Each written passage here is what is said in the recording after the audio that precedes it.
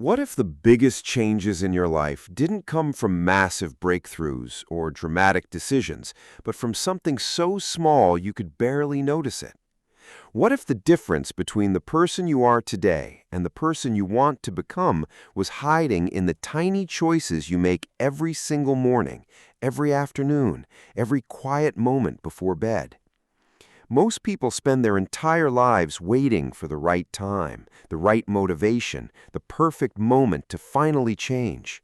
But the truth is, transformation was never meant to be loud. It was always meant to be quiet, steady, and small. James Clear spent years studying the science of habits, the psychology of behavior, and the hidden patterns that drive human performance. And what he discovered changed everything. The most successful people in the world, the athletes, the artists, the entrepreneurs, the visionaries, they are not necessarily more talented than you. They are not more disciplined in the way most people think. What they have is something far more powerful. They have systems. They have habits so finely designed that progress becomes automatic, almost invisible, until one day it becomes undeniable. Welcome to Atomic Habits. This is not just a book about getting more done. This is a blueprint for redesigning your identity from the inside out, a guide to understanding the invisible forces that shape every decision you make and every action you take. Whether you want to transform your health, sharpen your focus, build your career, strengthen your relationships, or simply become a better version of yourself, this journey begins here, not with a giant leap, but with a single atomic step. The word atomic carries two meanings that matter deeply in this context. On one level, an atom is incredibly small, almost impossibly tiny. On another level, atoms are the source of enormous energy. They are the building blocks of everything that exists, and that is exactly what habits are. They are small. They are easy to overlook, but stack enough of them together, repeat them with enough consistency, and they become the foundation of everything you will ever achieve. James Clear opens with a story that stopped the world of sports in its tracks. For nearly a century, the British cycling team was one of the most unremarkable programs in professional sports. They had never won the Tour de France. They had claimed only a single Olympic gold medal in over 100 years. Equipment manufacturers refused to associate with them, afraid that being linked to such a losing program would damage their brand reputation. The team was not just struggling, they had become a symbol of mediocrity. Then, in 2003, a man named Dave Brailsford took over as the new performance director. And instead of announcing some radical overhaul or demanding heroic effort from his athletes, he introduced a deceptively simple philosophy. He called it the aggregation of marginal gains. The idea was straightforward. If you could identify every single thing that contributed to cycling performance and improve each one by just 1%, the combined effect of all those tiny improvements would produce something extraordinary. His team began improving the obvious things, the training schedules, the nutrition plans, the racing strategy, but then they went further. They redesigned the bike seats to be more comfortable for long rides. They rubbed alcohol on the tires to improve grip. They tested different massage gels to see which helped muscles recover fastest. They even brought their own pillows and mattresses to hotels so athletes could sleep in the most supportive position possible. Each change was almost laughably small, but together, those small changes created something that nobody had seen coming. Within 5 years, the British cycling team won 60% of the gold medals available at the 2008 Beijing Olympics. Then they came back and nearly repeated that performance at the 2012 London Olympics.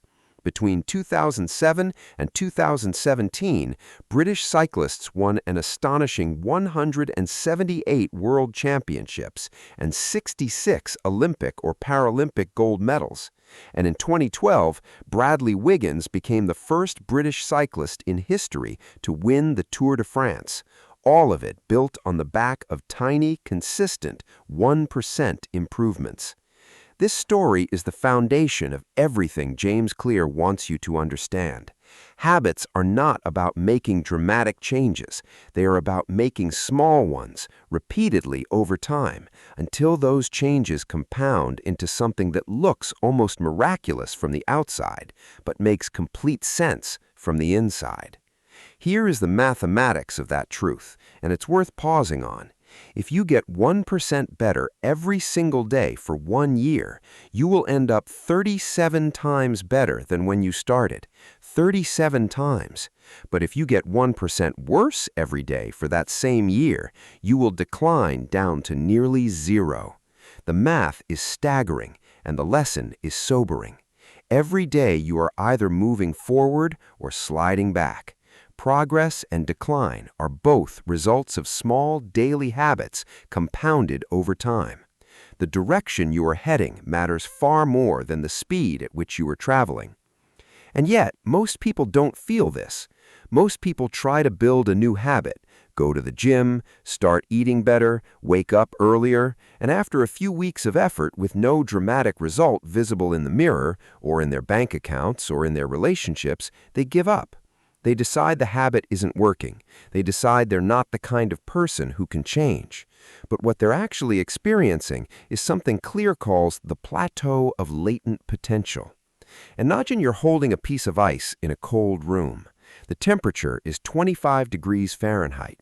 You begin warming the room. You get to 26 degrees. Nothing happens.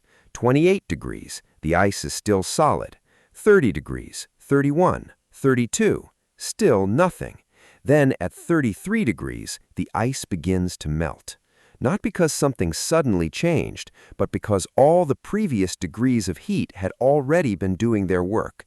The result was always coming. It just wasn't visible yet. Habits work exactly the same way. You may feel like nothing is happening, but underneath the surface, every repetition is building pressure, strengthening neural pathways, reshaping your biology, and reinforcing your identity. The breakthrough is not the beginning of progress. It's the visible proof of all the invisible progress that came before it. Most people quit somewhere in the middle of that invisible phase, never knowing how close they were to the moment when everything would shift. This is why James Clear wants you to stop measuring success by the results you can see and start measuring it by the systems you're building. Goals are the destinations you want to reach.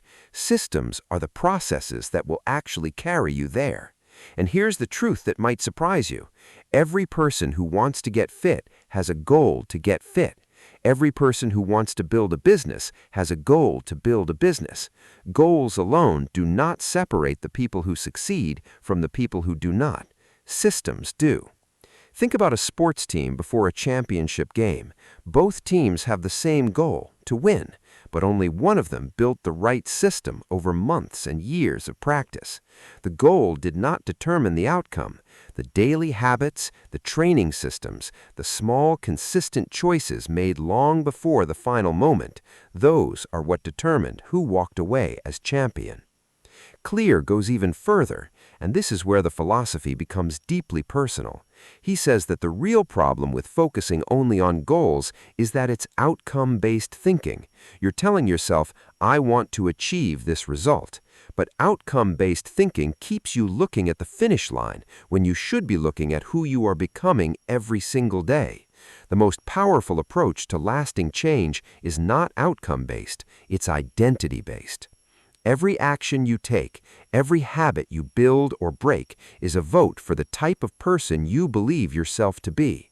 If you go for a run, you cast a vote for someone who is active. If you read for 10 minutes before bed, you cast a vote for someone who is a learner. If you choose water over soda, you cast a vote for someone who takes care of their body. You don't need to win every vote. You don't need to be perfect. You just need to cast enough votes in the same direction that a new identity begins to take shape. Instead of saying, I want to get healthy, ask yourself what kind of person would naturally maintain good health. Then begin acting like that person, not because you have to, but because each small action is quietly building proof that you already are that person. This is how real change begins, not by changing what you do, but by changing who you believe yourself to be. And habits are the daily evidence of that belief. This is the remarkable power of atomic habits. They are small enough to start today, they're consistent enough to build momentum over time, and they are powerful enough, when compounded, to completely reshape your life. The journey you are beginning with this audiobook is not about doing more, it's about becoming more, one tiny, powerful, atomic habit at a time. Every single habit you have ever built, every behavior you have ever repeated without thinking, every routine that feels as natural as breathing, all of it follows the same invisible pattern, a loop so deeply wired into your brain that it operates beneath your conscious awareness, quietly running in the background of your life like software you never chose to install. Understanding this loop does not just explain why your habits exist, it gives you the power to redesign them entirely. James Clear breaks this loop down into 4 simple stages: the cue, the craving, the response, and the reward. These 4 elements are the skeleton of every habit ever formed by every human being who has ever lived. From the most destructive addiction to the most beautiful daily ritual, they all follow this exact sequence. And once you see it clearly, you cannot unsee it. You begin to notice it everywhere, in your own behavior, in the people around you, in the systems of the world designed to capture your attention and keep it. The cue is the trigger. It is the signal that tells your brain a reward is available. It could be a sound, a smell, a location, a time of day, an emotion, or even another person. Your phone buzzes on the table beside you. That buzz is a cue. The smell of coffee drifting through your home in the morning is a cue. Sitting down at your desk is a cue. Walking through the front door after a long day at work is a cue. These signals are everywhere, and your brain has been quietly cataloging them for years, building a map of which cues lead to which rewards. The craving is what comes next, and this is where most people misunderstand habits. The craving is not actually about the behavior itself. Nobody craves the act of brushing their teeth. Nobody craves the physical motion of picking up a phone. What they crave is the feeling that the behavior produces. The fresh, clean sensation in the mouth. The dopamine rush of a new message, a new like, a new notification. The craving is always about the anticipated reward, the emotional state you're hoping the behavior will deliver. Without craving, there is no motivation. Without motivation, there is no action. The response is the actual habit, the behavior itself. It is what you do in reaction to the cue and the craving it ignites. The response can be physical, like going for a run or eating a meal. It can be mental, like replaying a worry in your mind or visualizing a goal. Whatever form it takes, the response only happens if the craving is strong enough and if the action is easy enough to perform. This is important. If the habit requires more effort than you are willing to give in that moment, the response will not happen. The behavior will not occur. The loop will stall before it can complete. And then comes the reward. The reward is the end goal of every habit loop. It serves 2 critical purposes. First, it satisfies the craving that drove the behavior in the first place. Second, and this is where the real power lives, it teaches your brain whether this particular loop is worth remembering. A reward that feels good tells your brain this was worth doing. Store it, automate it, make it easier to access next time. Over time, with enough repetitions, the loop becomes so automatic that the cue alone is enough to trigger the behavior almost before you are aware it is happening. This is why habits can feel so difficult to break. By the time you realize you are in the middle of one, the loop is already in motion. You have already responded to the cue before your conscious mind had a chance to weigh in. The behavior ran on autopilot, the way it has been programmed to run through hundreds or thousands of previous repetitions.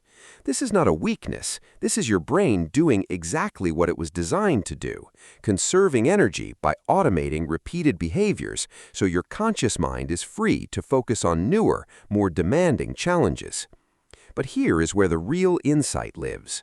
If every habit is built on this four-stage loop, then changing a habit means intentionally engineering each stage of that loop. You are not fighting your brain when you try to build better habits. You are working with it. You are using the same mechanism that built your old habits to build new, better ones in their place. James Clear translates these four stages into 4 laws of behavior change, laws that will guide the rest of this journey. To build a good habit, make the cue obvious, make the craving attractive, make the response easy, and make the reward satisfying.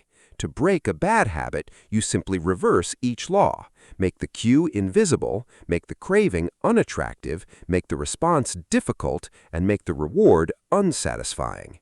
These 8 principles are not complicated, but applied consistently and intelligently, they are capable of producing change that most people spend entire lifetimes searching for. Let us bring this to life with something real. Imagine you want to build a habit of exercising every morning. Right now, the cue is not obvious. You wake up, your gym clothes are buried in a drawer, your shoes are in the closet. The path between waking and working out is full of small frictions that make it easy to skip. So you start by making the cue obvious. You lay your workout clothes out the night before, right beside your bed where you can't miss them. The moment you open your eyes, the cue is staring back at you. This is happening. Next, make the craving attractive. You associate the workout with something that genuinely excites you. Maybe you only allow yourself to listen to your favorite playlist or your most addictive podcast while you exercise. Now the brain is not just responding to the obligation of working out. It's craving the reward of that music, that story, that feeling. The behavior suddenly has emotional fuel behind it. Then you make the response easy. You don't commit to a 90-minute session that drains your willpower before your day even begins. You commit to 20 minutes, or 10, or simply to putting on your shoes and walking out the door. The easier the behavior, the lower the resistance, and the more likely you are to actually do it. You can always do more once you've started, but starting is everything. And finally, you make the reward satisfying. After your workout, you mark it on a calendar. You feel that quiet pride of someone who followed through on a commitment to themselves. You acknowledge the vote you just cast for the identity of a person who takes care of their body. That feeling, that small but genuine sense of accomplishment, is the reward that closes the loop and tells your brain this is worth doing again tomorrow. Now, let's look at the reverse. Suppose you want to break the habit of scrolling through your phone late at night, a habit that is stealing your sleep and draining your focus. You begin by making the cue invisible. You stop charging your phone on the nightstand beside your bed and move the charger to another room. The cue that used to trigger the behavior is now out of sight and therefore out of mind. You can't scroll through a phone that is not within reach. Then you make the craving unattractive. You start associating late-night phone use with the things it's actually costing you, not in a guilt-driven, self-punishing way, but with honest clarity. Every time you pick up your phone at midnight, you're trading tomorrow's energy, focus, and mood for a few minutes of mindless content. When you frame it that way, the craving loses some of its appeal. The behavior begins to feel less like a reward and more like a cost. You make the response difficult by adding friction. Log out of your most addictive apps after every use, so you have to consciously log back in each time. Delete the apps that pull you in most easily and access them only through a browser, which takes more steps and more intention. Every additional step you add between yourself and the behavior is a speed bump that gives your better judgment time to catch up with your impulse. And you make the reward unsatisfying by creating a consequence. Tell a friend about your goal. Set a rule with yourself that if you check your phone after a certain hour, you'll donate a small amount of money to a cause you feel neutral about. The removal of immediate pleasure and the addition of even a mild cost can drastically shift the equation. What makes this framework so extraordinary is its simplicity. You don't need a degree in psychology or a perfectly organized life to begin applying it. You just need to start looking at your habits through the lens of these 4 stages and asking honest questions. What is the cue triggering this behavior? What craving is driving it? How difficult or easy is the response? And what reward is reinforcing it? Once you can answer those questions, you have everything you need to take deliberate control of your behavioral patterns. Clear also makes a point that's worth sitting with for a moment. Most of our habits were not consciously chosen. They were inherited, absorbed from our environments, our families, our cultures, our social groups, our digital feeds. We stumbled into them through repetition without ever deciding whether they were aligned with who we wanted to become. The 4-stage loop was running on its own, building habits you never designed, shaping your identity in directions you never consciously approved. Awareness is the beginning of change. Before you can redesign your habits, you have to see them clearly, not with judgment or shame, but with the honest, curious eyes of someone who is finally ready to understand the machinery of their own behavior. When you see the loop, you can change the loop. And when you can change the loop, you can change your life. The cue, the craving, the response, the reward. 4 steps, 4 laws, 1 framework that holds within it the complete science of personal transformation. This is not theory. This is the architecture of every habit you will ever build. Learn it deeply. Apply it consistently. There is a story about a firefighter commander who walked into a burning house and within seconds felt something was deeply wrong. He could not explain it. Nothing looked obviously different from any other fire he had fought in his long career, but something in his gut screamed at him to get his team out immediately. They evacuated. Moments later, the floor collapsed. Had they stayed, they would not have survived. When researchers later interviewed the commander and asked him how he knew, he struggled to find words. He simply said, "It did not feel right."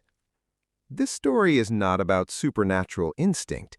It is about the power of pattern recognition built through thousands of hours of repeated experience. The commander's brain had been absorbing information about fires for decades, cataloging cues so subtle they never reached his conscious awareness.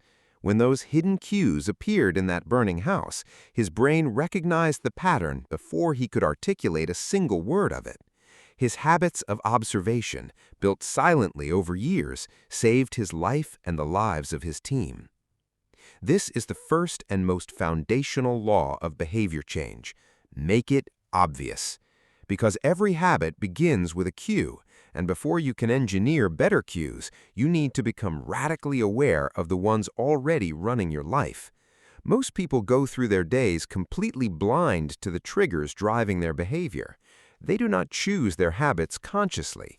They simply respond to cues their environment has been sending for years, reacting on autopilot without ever pausing to notice what is actually happening beneath the surface.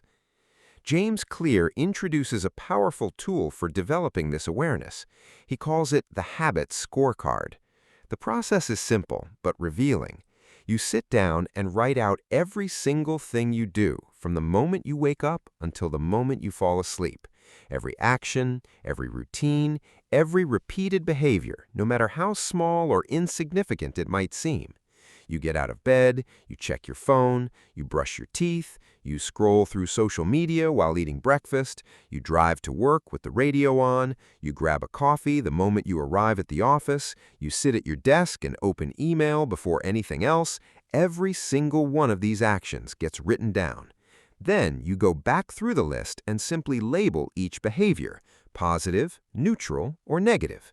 Not with guilt, not with judgment, not with the intent to shame yourself into changing, only with the honest, clear-eyed perspective of someone observing their own life from the outside. You are not a failure for having bad habits on that list. Every single person on earth has them. The point of the exercise is not to condemn yourself. It is to see yourself clearly, perhaps for the first time. Because here's the truth. You cannot change a habit you have not acknowledged. You cannot redesign a pattern you refuse to look at honestly. Awareness is not just the beginning of habit change. In many ways, it is the most critical step. Everything else flows from the willingness to see your own behavior with clarity and without illusion.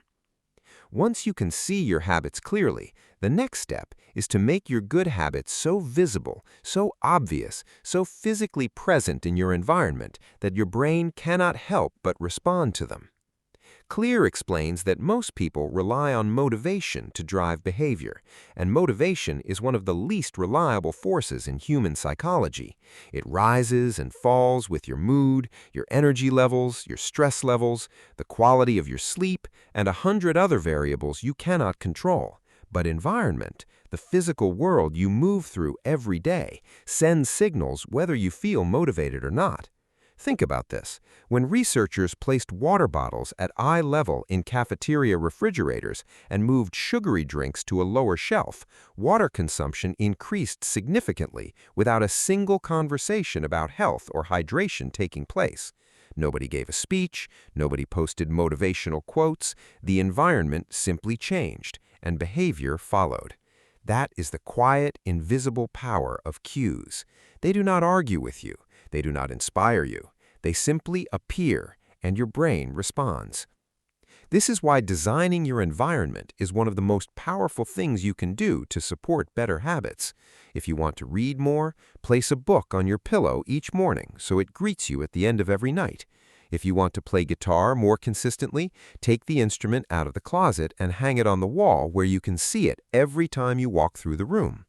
If you want to eat healthier, put a bowl of fruit on the kitchen counter and move the snacks to a high shelf that requires effort to reach. If you want to drink more water, fill a large bottle and set it directly on your desk where it is the first thing your eyes land on. You are not relying on willpower in any of these examples. You are not depending on a surge of motivation that may or may not arrive. You are engineering your environment so that the cue for a good behavior is impossible to miss. You are making the obvious choice and the right choice the same thing.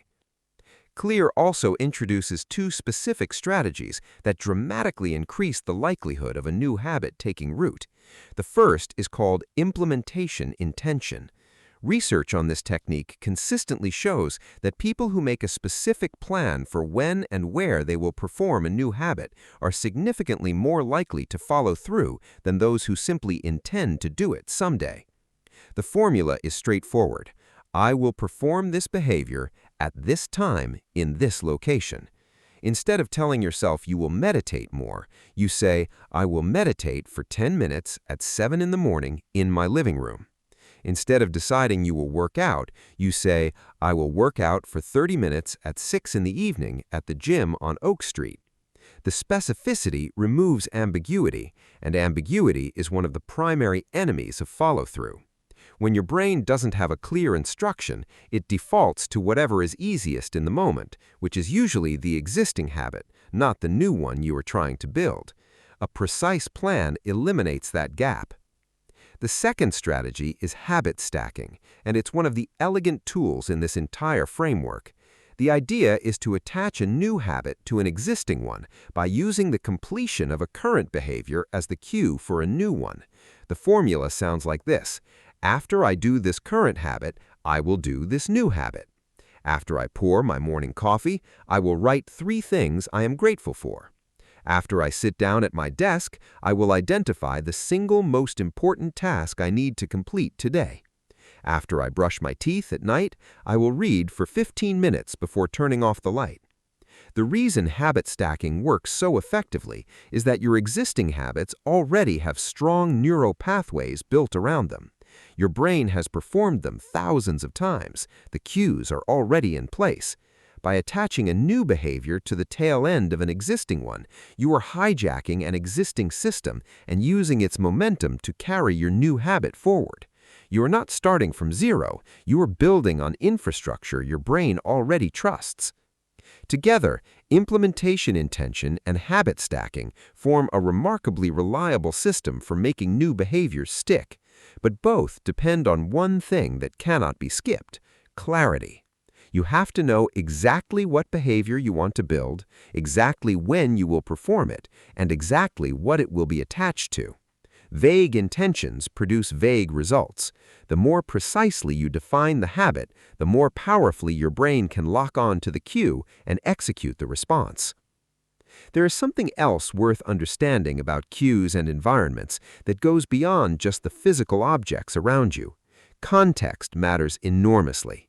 Your brain doesn't just associate behaviors with objects, it associates them with entire locations. Research shows that people who move to a new city or a new home find it significantly easier to change their habits than people who try to change while remaining in the same familiar environment. The reason is that new environments mean new cues. Old environments are saturated with triggers from old behaviors. If you have always eaten in front of the television, that couch and that screen are loaded with the cue to snack. If you have always checked your phone the moment you sit down at your kitchen table, that table is now a trigger for distraction. You can try to override those cues through willpower, but you're fighting a deeply conditioned response every single time. It's exhausting, and eventually willpower loses. A smarter approach is to create clear boundaries between contexts. Have a specific chair where you only read, never scroll, never watch, only read. Have a desk where you only do focused work, not casual browsing, not entertainment, only deep work. Have a bed that you reserve exclusively for sleep, so your brain learns to associate lying down with rest rather than stimulation. When a location has a single strong behavioral association, entering that location becomes the cue. You sit in the reading chair and your brain shifts into reading mode without effort. You lie in bed and your nervous system begins preparing for sleep because that is what it has been trained to expect in that context. Making habits obvious is about far more than just putting your gym clothes out the night before, though that matters too. It's about becoming a conscious architect of the environment you move through every single day.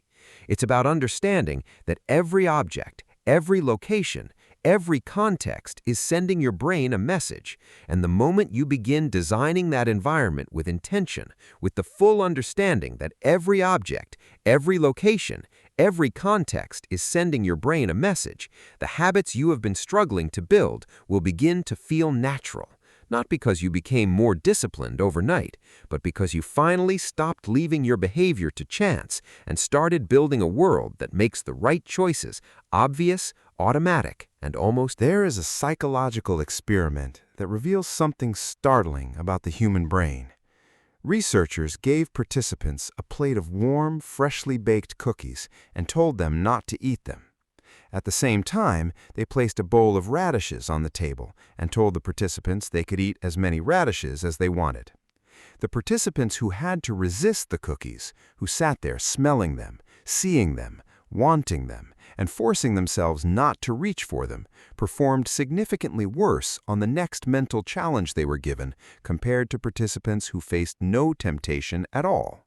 The act of resisting depleted something in them, their willpower, their mental energy, their capacity for self-control had been quietly consumed by the effort of saying no.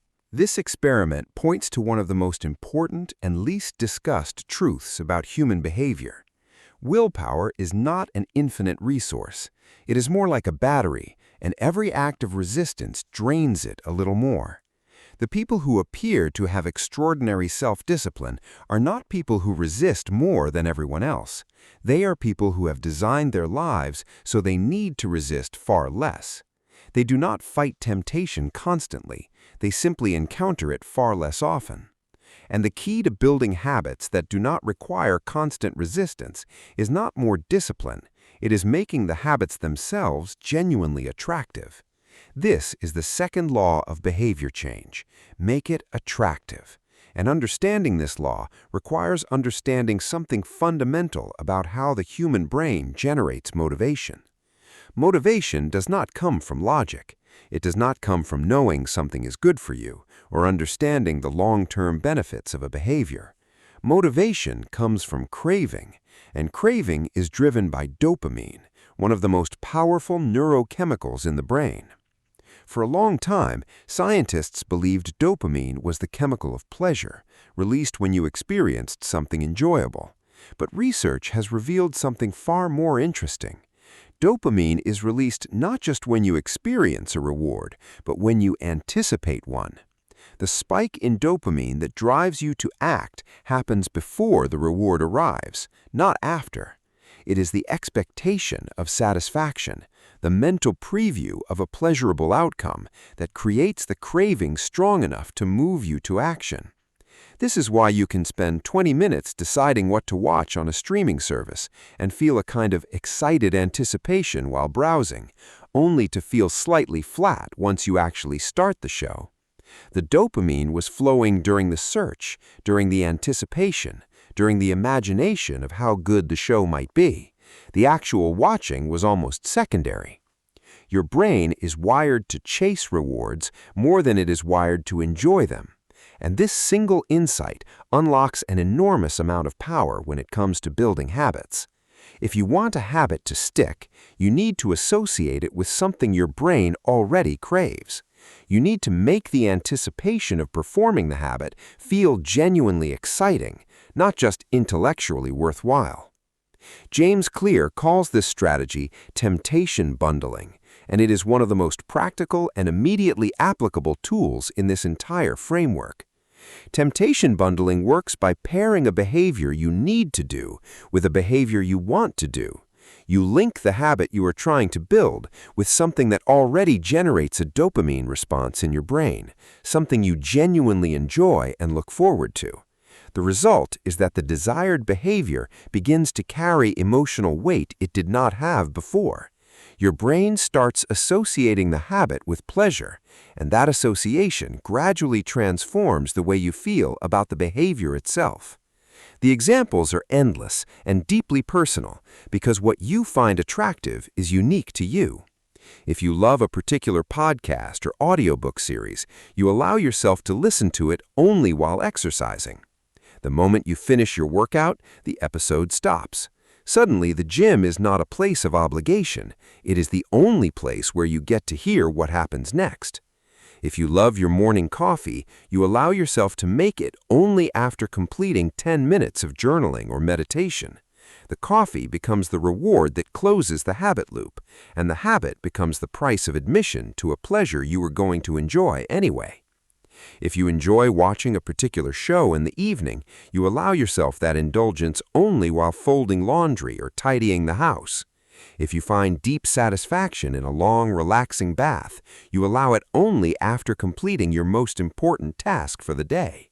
You are not punishing yourself with these rules. You are engineering a system in which the things you want to do become bound up with the things you need to do, so that doing both feels more rewarding than doing neither.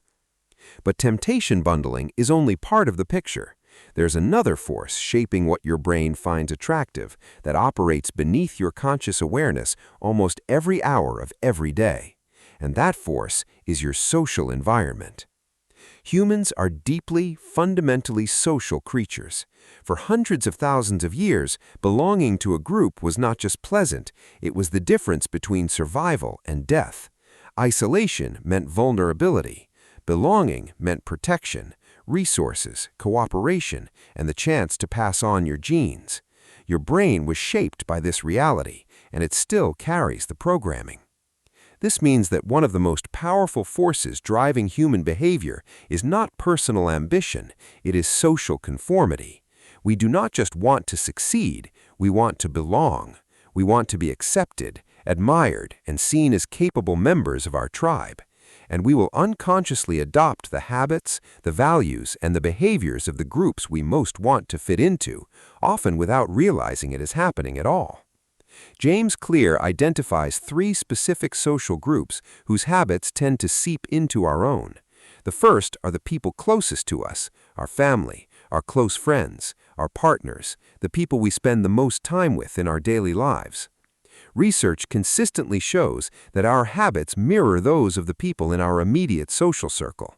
If your closest friends exercise regularly, you are significantly more likely to exercise regularly. If the people you eat most of your meals with make healthy food choices, your food choices will tend to drift in that direction. If your partner reads every night before bed, you will find it far easier to build a reading habit than someone whose partner spends those same hours watching television. The second group is the many, the broader culture or community you identify with. The norms of this group define what behaviors feel natural and what behaviors feel strange. If you are part of a culture that celebrates hard work and continuous learning, working hard and learning constantly will feel normal to you. If you are surrounded by a culture that treats rest as weakness, you will find it difficult to prioritize recovery, even when your body desperately needs it. Cultural norms are invisible, but enormously powerful. They define the water you swim in, and most people never stop to notice the water. The third group is the powerful, the people you look up to, the models you admire, the figures whose lives you find aspirational. When someone you respect and admire has a particular habit, that habit becomes attractive by association. You want to be like them, and they do this, so you begin to do it too. This is why the stories of successful people's morning routines, or reading habits, or exercise practices spread so widely and inspire so many. Admiration is a form of craving, and craving drives behavior.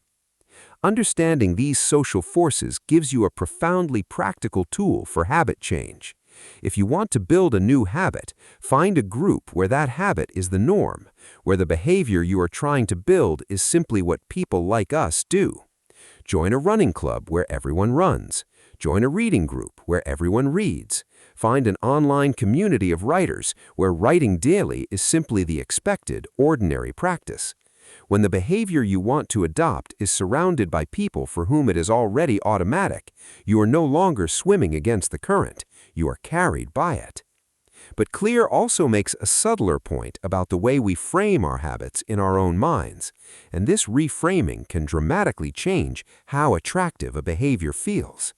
Most people approach their good habits as obligations, things they have to do, things that require effort, sacrifice, and discipline. I have to go to the gym today. I have to skip dessert. I have to wake up early. This language positions the habit as a burden, something your life would be more pleasant without if only you didn't need the results it produces. But what happens when you change the framing? Instead of I have to go to the gym, you say I get to go to the gym. I'm fortunate to have a body capable of movement, time to invest in my health, and access to a facility designed to help me grow stronger. Instead of I have to wake up early, you say I get to have quiet, peaceful hours in the morning before the world demands anything from me. Instead of I have to eat well, you say I get to fuel my body with food that makes me feel energized and capable. This is not toxic positivity or self-deception. It's a genuine reorientation toward what your habits actually represent. Every good habit is a privilege. Every act of self-improvement is a choice that millions of people wish they had the opportunity or the capacity to make. When you begin to see your habits not as chores, but as gifts, the craving that drives you towards them changes in quality. It becomes something warmer, something more sustainable, something that does not depend on willpower at all. Making habits attractive is ultimately about aligning the emotional experience of a behavior with the long-term identity you are building. There is a gym in the city of Anchorage, Alaska, where a man named Trent Dyersmid walked in every single morning and placed 2 jars on his desk.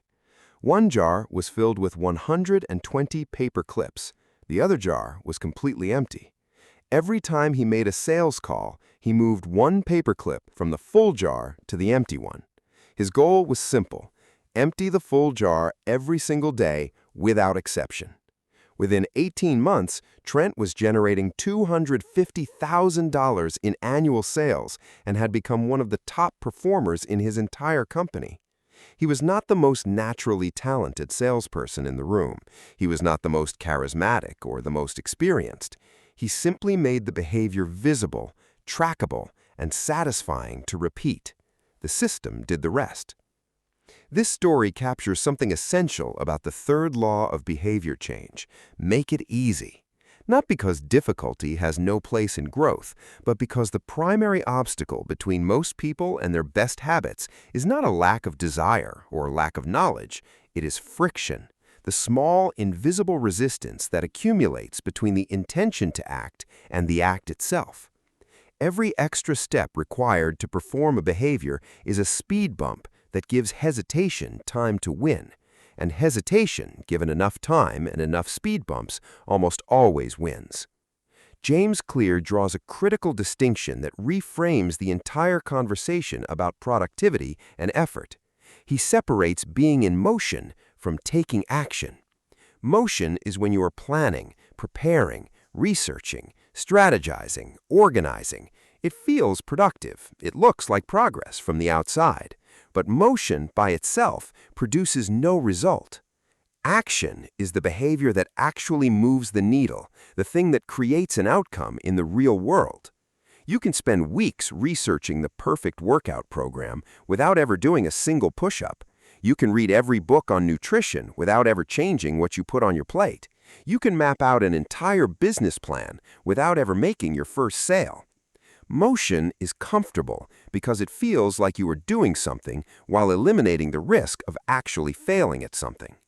Action is uncomfortable because it puts you in contact with reality, and reality sometimes pushes back.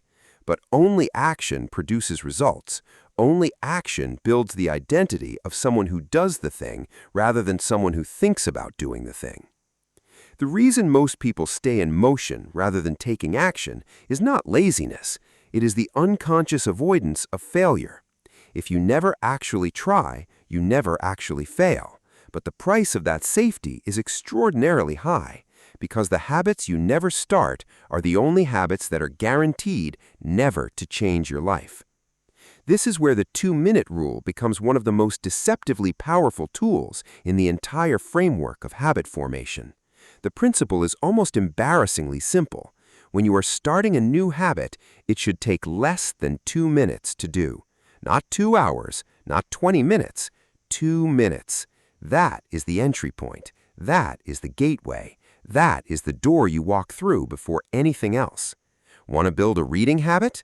The 2-minute version is open the book and read 1 page. Want to start meditating? Sit down, close your eyes, and take 3 conscious breaths. Want to begin exercising? Put on your workout clothes and step outside. Want to start writing? Open your notebook and write 1 sentence. Want to practice a new language? Listen to 1 word in that language and repeat it aloud. These actions are so small, so ridiculously achievable, that the part of your brain that generates resistance and avoidance has almost nothing to push against. But here's the crucial insight that separates this rule from a simple productivity trick. The 2-minute rule is not about staying at 2 minutes forever. It is about understanding that the most important moment in any habit is the moment of beginning. Starting is the hardest part. Once you're in motion, continuing becomes dramatically easier. The inertia of beginning, once overcome, carries you forward with far less effort than it took to start. Think about the last time you sat down to watch 1 episode of a show and ended up watching 4. You didn't plan to watch 4, you just started watching 1, and the momentum of having begun made continuing the path of least resistance. The same principle applies to good habits. You commit to 2 minutes of reading, and 8 minutes later you're still reading because you're already in the flow of it.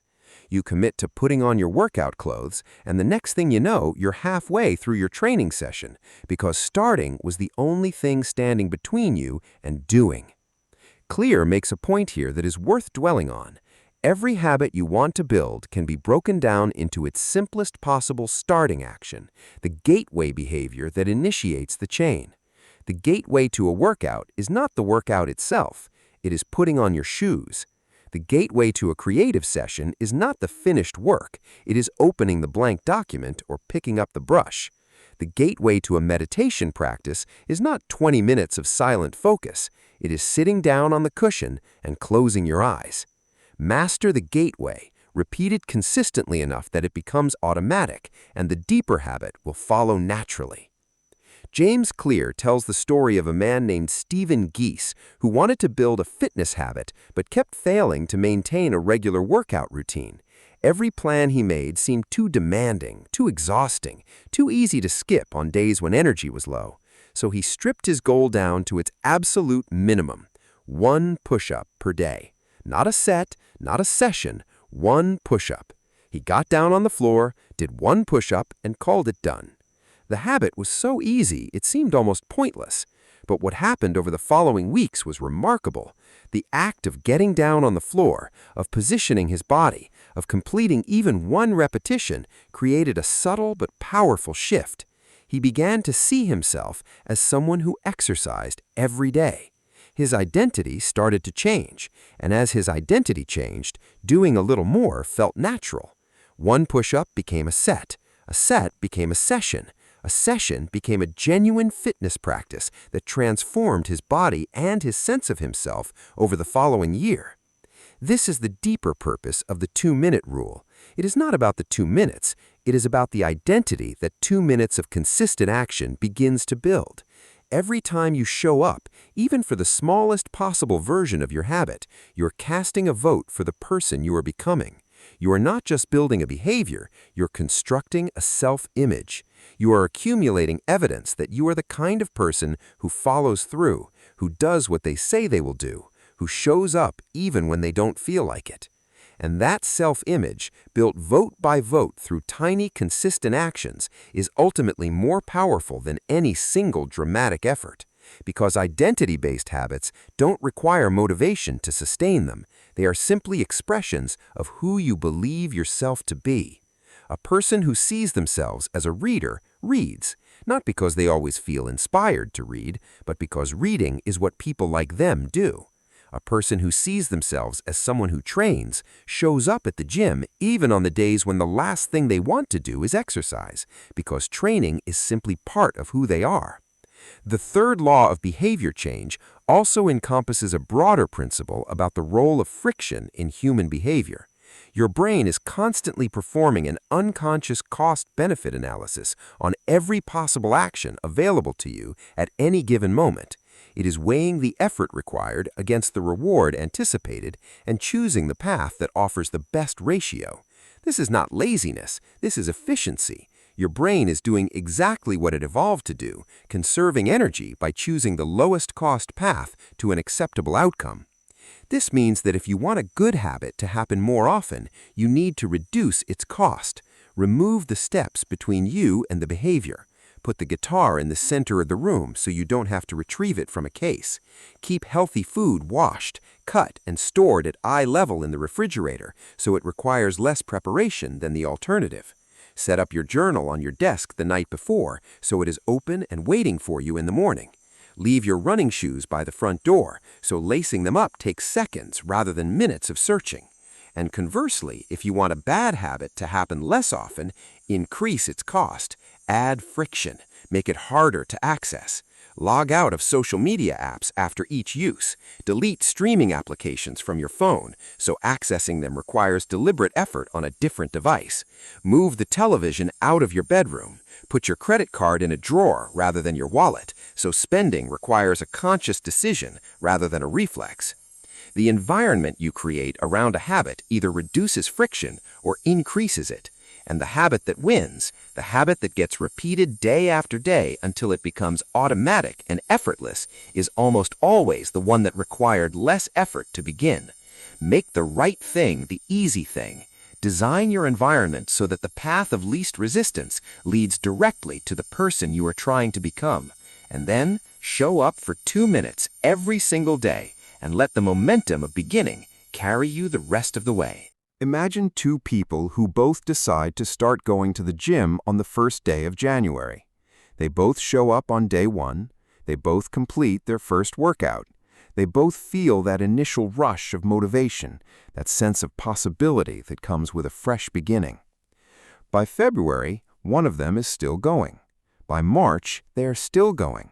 By June, the gym has become as natural a part of their day as eating breakfast or brushing their teeth.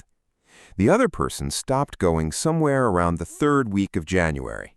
Same starting point, same intention, same desire for change, completely different outcome. What made the difference? The answer is almost never talent. It is almost never superior willpower or a more disciplined personality. In the vast majority of cases, the difference comes down to one thing: how the habit felt in the short term. The person who kept going found a way to make the immediate experience of exercising rewarding enough to return to. The person who stopped experienced the immediate discomfort of effort without enough immediate satisfaction to outweigh it. And the brain, which is always running its unconscious calculation of whether a behavior is worth repeating, drew its conclusion and made its decision accordingly. This is the fourth and final law of behavior change. Make it satisfying. And it is, in many ways, the most honest law because it acknowledges something about human nature that most self-improvement advice tries to talk you out of. We are not long-term thinking machines who naturally delay gratification in pursuit of distant rewards. We are immediate experience creatures whose brains evolved in an environment where consequences arrived quickly and rewards needed to be seized in the moment. The part of your brain that drives habitual behavior is not the part that can visualize your future self 5 years from now. It is the part that registers what happened in the last 30 seconds and decides whether to do it again. James Clear frames this as the difference between immediate return environments and delayed return environments. For most of human history, life operated on immediate returns. You hunted and either ate or did not eat that day. You built shelter and were either protected from the cold that night or you were not. The consequences of your actions arrived almost immediately, and your brain was shaped by that reality to weight immediate outcomes far more heavily than future ones. But the modern world has flipped this equation in almost every domain that matters for personal growth. The benefits of exercising regularly will not appear in the mirror for weeks or months. The rewards of saving money will not arrive for years or decades.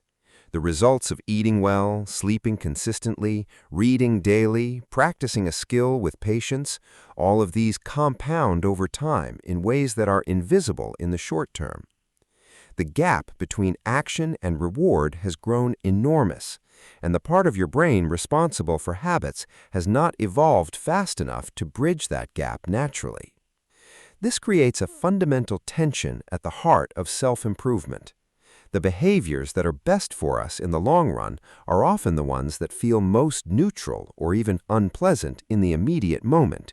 And the behaviors that undermine our long-term goals are often the ones that feel most satisfying right now.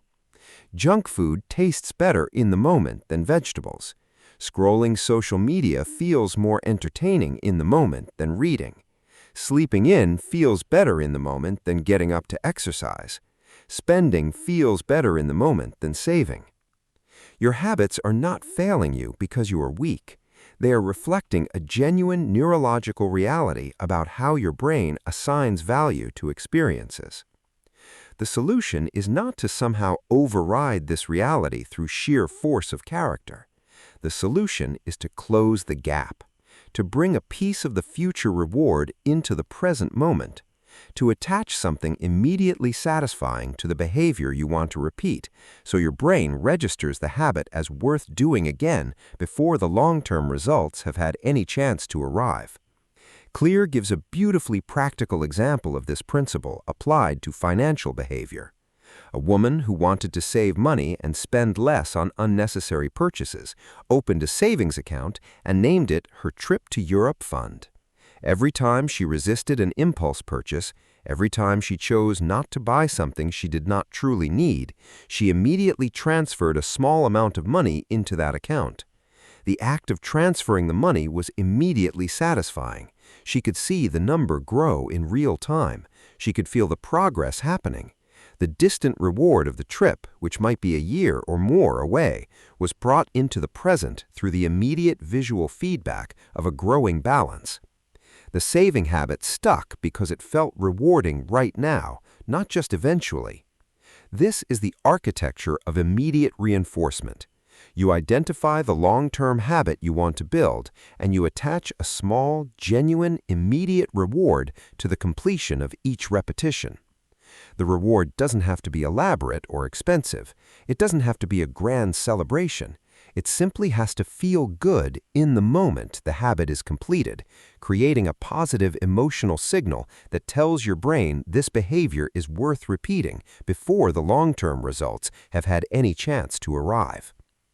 But Clear adds an important caveat here that prevents this principle from becoming a recipe for self-sabotage.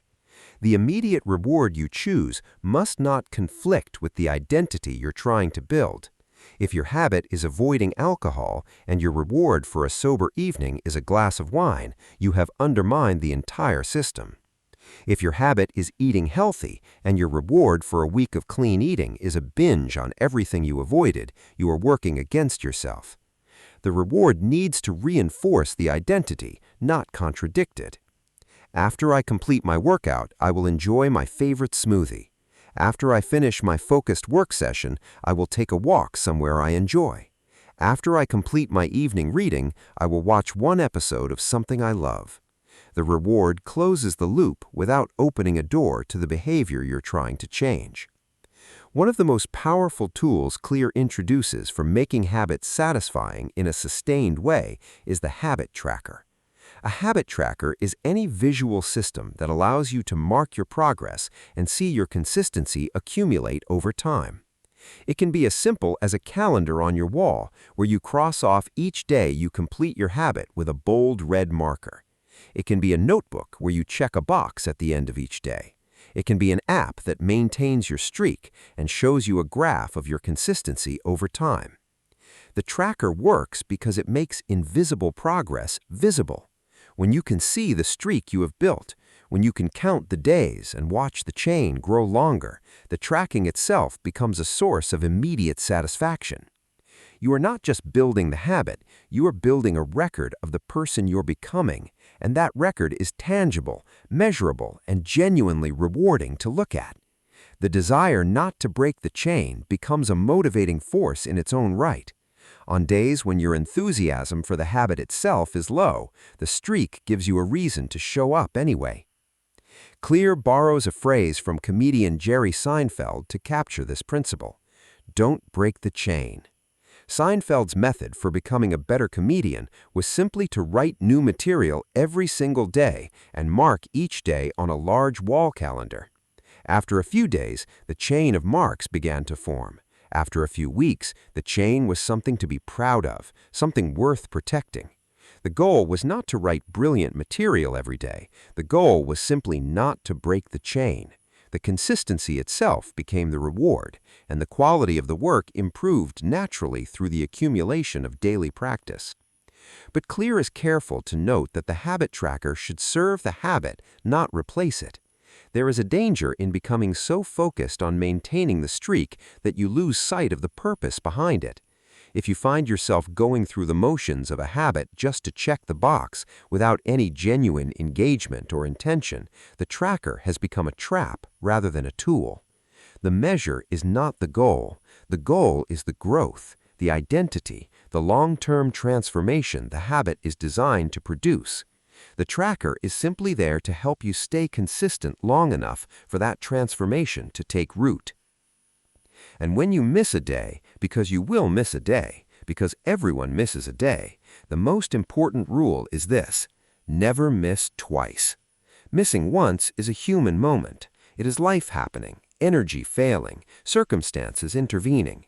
Missing once does not break a habit, but missing twice begins to establish a new pattern. Missing twice creates the beginning of a new normal. The moment you miss once, your only job is to return immediately, not eventually, not when you feel more motivated or more prepared, immediately. The faster you return, the weaker the interruption and the stronger the habit. Clear ends this exploration with a truth that ties all four laws together into a single coherent vision of what habit building actually is at its deepest level. It is not about any individual behavior. It is not about any single good choice or any single bad one. It is about the accumulation of evidence for a particular identity. Every time you make your habit obvious, you're telling your brain, this behavior belongs in my life.